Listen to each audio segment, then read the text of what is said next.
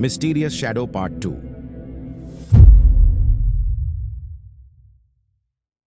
कुछ हफ्तों बाद राघव धीरे धीरे और अजीब व्यवहार करने लगा।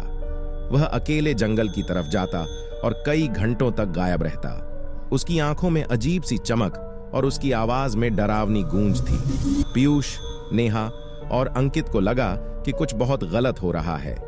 नेहा ने एक रात कहा, हमें फिर से उस जंगल में जाकर सच्चाई का पता लगाना होगा। अगर राघव कुछ छिपा रहा है तो हमें उसे बचाना होगा। अंकित और पीयूष पहले डर गए, लेकिन नेहा की जिद के आगे झुक गए। तीनों दोस्तों ने एक योजना बनाई कि वे रात के 12 बजे वापस जंगल में जाएंगे और राघव का पीछा करेंगे।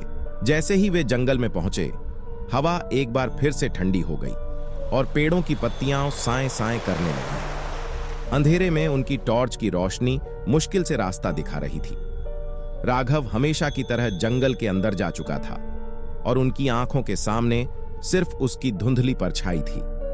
जैसे जैसे वे और आगे बढ़ते गए, पेड़ों के बीच से धीरे धीरे वही अदृश्य छाया फिर से दिखने लगी। यह पहले से भी ज्यादा भयानक और ताकतवर महसूस हो रही थी। पीयूष ने कांपते हुए कहा, हमें यहां से भाग जाना चाहिए, ये वही छाया है। लेकिन नेहा ने हिम्मत से कहा, नहीं, इस बार हम भागेंगे नहीं। राघव एक बड़े पेड़ के पास रुका, जहां उसने जमीन पर कुछ रहस्यमय चिन्ह खींचे। तीनों दोस्तों ने छिपकर देखा कि वह किसी अजीब मंत्र का उच्चारण कर रहा था।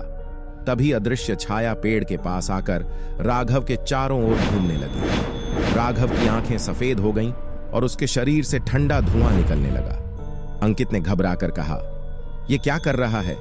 ये अब राघव नहीं है, ये कोई और है। नेहा को समझ आ चुका था कि राघव को उस छाया ने पूरी तरह से अपनी गिरफ्त में ले लिया है।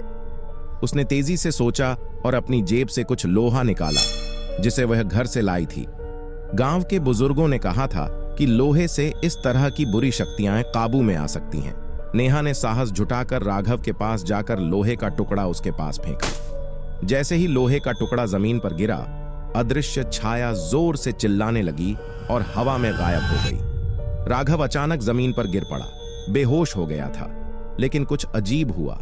राघव की जगह पर अब एक और छाया प्रकट हो गई, जो और भी भयानक थी।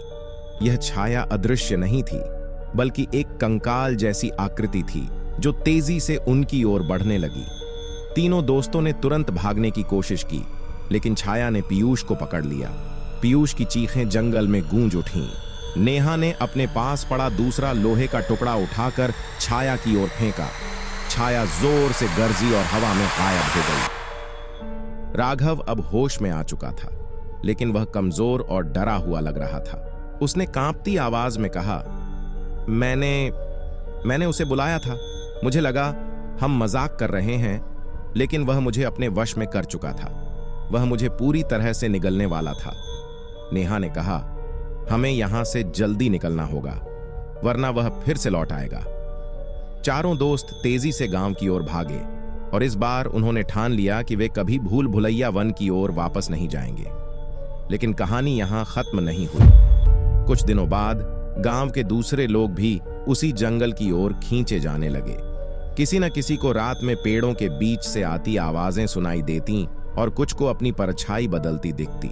शायद अदृश्य छाया अब भी पूरी तरह से खत्म नहीं हुई थी। उसने अपना नया शिकार ढूंढ लिया था और वह अब और ताकतवर हो चुकी थी। इस किस्म की दिलचस्प कहानियां सुनने के लिए सब्सक्राइब करें।